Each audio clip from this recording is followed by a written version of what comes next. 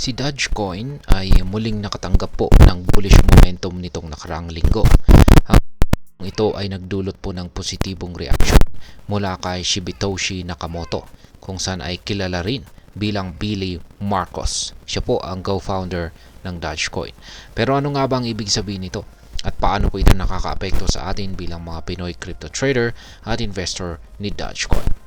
At bago po tayo magpatuloy ay nais ko lamang po munang bigyang linaw ang aking disclaimer kung saan ang nilalaman po ng video na ito ay hindi po ito isang financial advice. For education and information purposes lamang po ang layunin nito. Ayan, ang bullish momentum ay isa po itong terminong ginagamit upang ipakita ang positibong paggalaw ng presyo ng isang asset tulad po ng cryptocurrency. Itong January 3, 2025, si Dogecoin po ay tumaas ng 12.30% sa loob lamang ng isang araw, na siyang pinakamalaking pagtaas nito mula noong November 11, 2024 kung kailan ito tumaas ng 27%. Sa kabuuan ay nagtapos po ang linggo na may 21.5% na pagtaas. Ang presyo po nito ay umabot sa 0.3825. Kung ikukumpara po sa mga nakaraang linggo, malinaw na nagkaroon po ng malaking paggalaw itong si Dogecoin.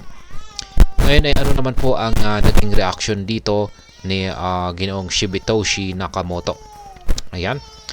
Hindi nag-atubiling magbigay po ng komento si Ginoong Billy Marcos o mas kilala bilang Shibetoshi Nakamoto sa social media platform na X o dating Twitter. Ayan po, yung kanyang actual na tweet rito. At ayan, ang kanyang reaction ay isa pong masiglang Yes Queen. Yan, ano nga bang ibig sabihin nito? Ito po ay nagpapakita ng kanyang kasiyahan sa pag-akyat ng presyo ni Dogecoin. Yan, kasabay nito ay binanggit din niya ang posibilidad ng paggamit ng Dogecoin bilang tipping currency. Yan, ano nga ba ang tipping currency? Ito po ay isang paraan ng pagbibigay ng maliit na halaga bilang pasasalamat o pabuya sa ibang tao, lalo na sa mga creators o influencers. Bagamat hindi ito ang orihinal na layunin ni Dogecoin, ayon kay Nakamoto ay cool na gamitin ito sa ganitong paraan. Ngayon ay kaya bang umabot ni Dogecoin sa 500%? Yan, maaari kayang makaranas ng 500% na pagtaas itong si Dogecoin.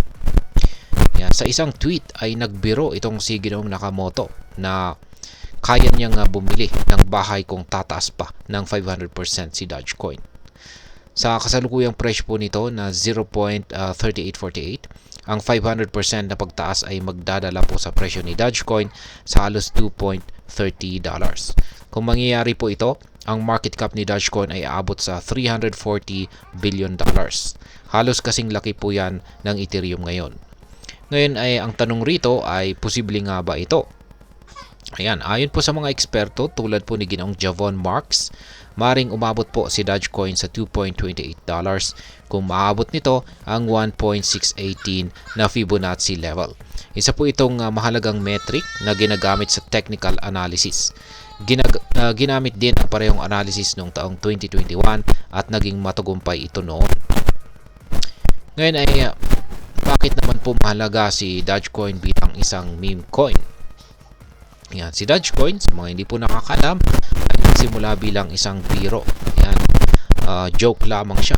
At yan po ay nag-umpisa noong taong 2013. Ngunit naging isa na itong seryosong cryptocurrency ngayon. Maraming mga tao ang natutuwa dahil simple itong gamitin at meron itong masigla na community na sumusuporta rito. Hindi po tulad ng ibang cryptocurrencies na komplikado ang layunin. At yan, si Dogecoin ay kilala sa pagiging accessible sa lahat. At ngayon ay ano naman po ang maaring maging epekto nito para sa atin bilang mga Pinoy crypto trader at investor ni Dogecoin. Para sa atin ay ang pag-akyat po ng presyo ni Dogecoin ay maaring magdala ng panibagong oportunidad. Una, maaaring magbigay ito ng malaking kita para sa mga may hawak na nito bago pa ang pagtaas ng presyo. Ikalawa, si Dogecoin po ay maaaring mag-udyok ng mas maraming tao na sumubok sa cryptocurrency dahil sa kasikatan at pagiging abot kaya nito. Ngunit tandaan din ang mga risk. ang mga meme coins tulad ni Dogecoin ay kilala po sa pagiging volatile.